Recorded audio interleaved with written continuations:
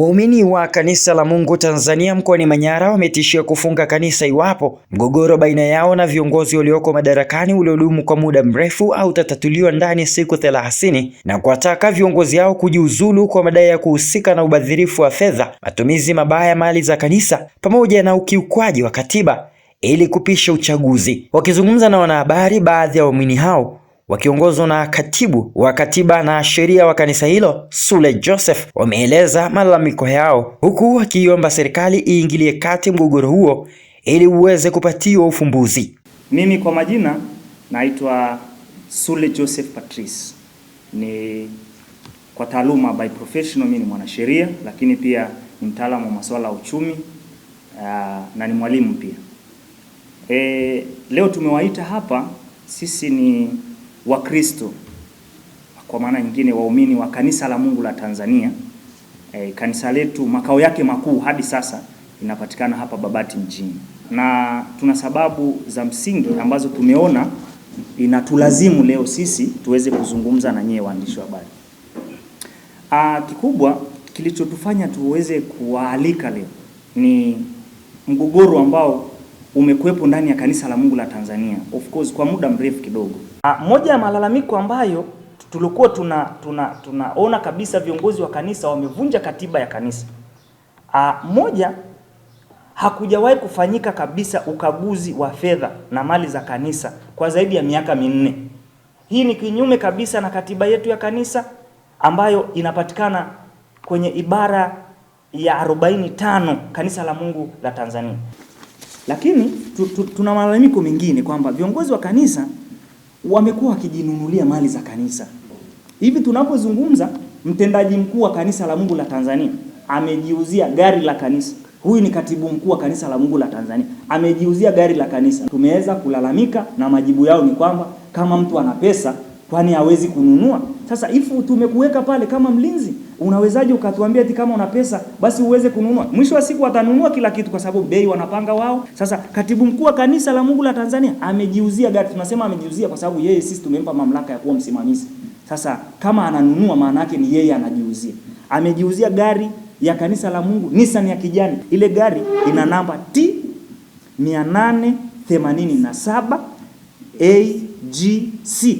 Hii ni mali halali kabisa ya kanisa. Sasa katibu mkuu anapatia wapi mamlaka ya kuuza gari? Na hawafuati taratibu za uuzaji kwa sababu bodi wanayo mkononi, wanatumia bodi ambayo isha expire. Tumelalamika mara nyingi kwamba kwa serikali, na malalamiko yetu ukienda kimsingi RITA ni malalamiko yanayohusiana na bodi ya wadhamini, kwa sababu hatuna chombo cha kuweza kusimamia mali. So viongozi wa juu wanajiamulia tu, wanaweza kununua. Sisi kwa mujibu wa katiba yetu, ene mgogoro tukisha kuwa na conflict ndani ya kanisa, tunaelekezwa kwenda kwenye kamati ya nidhamu ya kanisa, ambayo kama waumini tumeenda kwenye kamati ya nidhamu kwa barua.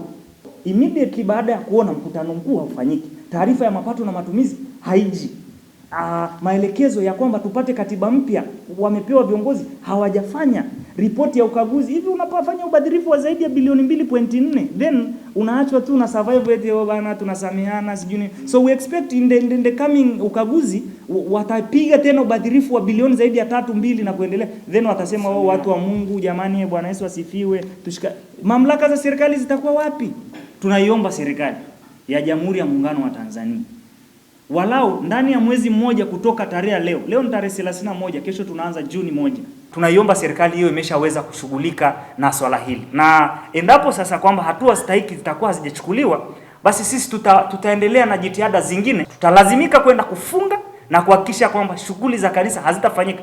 Viongozi hao tunawaomba wajiuzulu pia ndani ya mwezi huo mmoja, kwamba wakiona ni busara wanapaswa kuachia nafasi.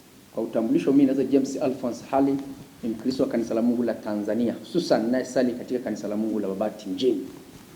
Ndugu waandishi wa habari, kama alivyosema mwenzangu aliyetangulia kwa maelezo yake kwamba Kanisa la Mungu liliingia mgogoro mkubwa sana takriban miaka 4 iliyopita mpaka hapo tunapozungumza leo, lakini kutokana na hatua tulizozifuata za utatuzi wa mgogoro kutoka ngazi ya kanisa mpaka taifa, na ofisi zingine kutusikiliza na zingine bado hazijatilia mkazo mgogoro huo, imetupelekea leo sikufika hapa na kupaza sauti zetu. Kwa hivyo, kwa kuwa mgogoro huu ni wa kweli na kanisa ni eneo ambalo watu wanapatia amani na watu ndio wanakimbilia kwa maana kutunza maisha yao Kristo na siku moja waweze kumwona Mungu. Hivyo tunataka serikali iingilie mgogoro huu kwa kutumia mamlaka zake ili mgogoro huu ishe mapema sana kadri iwezekanavyo, kwa sababu mgogoro huu bila serikali kuingilia mpaka sasa hauwezi kuisha. Kwa majina naitwa Laurent Dai, mjumbe wa mkutano mkuu wa Kanisa la Mungu la Tanzania. Sisi tunachokihitaji, kwa sababu kwa mujibu wa katiba yetu ya Kanisa la Mungu la Tanzania, endapo kama umevunja katiba unapaswa kuachia ngazi. Sasa kabla mkono wa serikali hujafika, tunaomba wakae pembeni ili basi tuweze kuwa salama zaidi. Kwa upande wake, Askofu Mkuu wa Kanisa la Mungu Tanzania, Askofu Stefano Sanka, akizungumza kwa njia ya simu, amekanusha vikali madai hayo, akisema kuwa hayana ukweli wowote na kuwataka waumini hao kufuata sheria za kanisa hilo katika kupeleka malalamiko yao kwa uongozi wa kanisa hilo. Mkutano mkuu, kama wanahoja wangeleta mkutano mkuu. Mkutano mkuu ni tarehe 5 ambapo ndio matumizi na mapato inasomwa. Huwezi kusoma tu hadharani mpaka mkutano mkuu. Sasa bodi haijasajiliwa kule, utaitumiaje nyingine?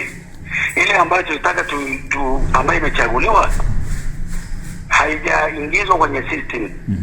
Kwa hiyo RITA wamesema sajilini kwanza hii ambayo iliopo, ile ndio tuingize ile. Tulikuwa tunahangaika na kusajili ile ya kwanza. Mimi ya gari yote ya kanisa. Hiyo kweli, kwa sababu sisi tunafanya mkutano mkuu kila mwaka. Mwaka jana tulifanya, mwaka 2024 tulifanya mkutano mkuu wa kanisa ambao tulisoma taarifa ya mapato na matumizi. Mwaka huu tulikuwa tufanye mwezi wa 12 ile kasheshe ya baada ya ile uchaguzi. Tulikuwa tufanyie Dodoma, tukashindwa kufanya, tukaahirisha, ambapo mkutano mkuu unatangaza baada ya miezi mitatu, na sasa hivi unafanyika tarehe 5 mwezi wa 6 wiki hii inayokuja. Huko ndani ya kanisa kuna vyombo vingi.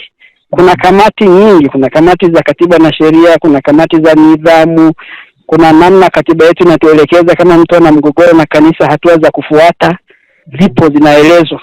Katiba yetu inaeleza kama mtu yeyote ana mgogoro na kanisa, kwa sababu hiyo ni kama mgogoro, kuna hatua za kufuata za kimgogoro, kwamba anatakiwa aende, kama ni Mkristo aanzie kwa mchungaji wake, mchungaji wake apeleke area iende mbele mpaka ishike kwenye kamati ya nidhamu, ikishindikana iende mpaka CCT au baadaye iende wizara ya mambo ya ndani kwa msajili. Ili kuwa mwanafamilia bora wa Global TV, usisahau kusubscribe, like, kushare na kucomment.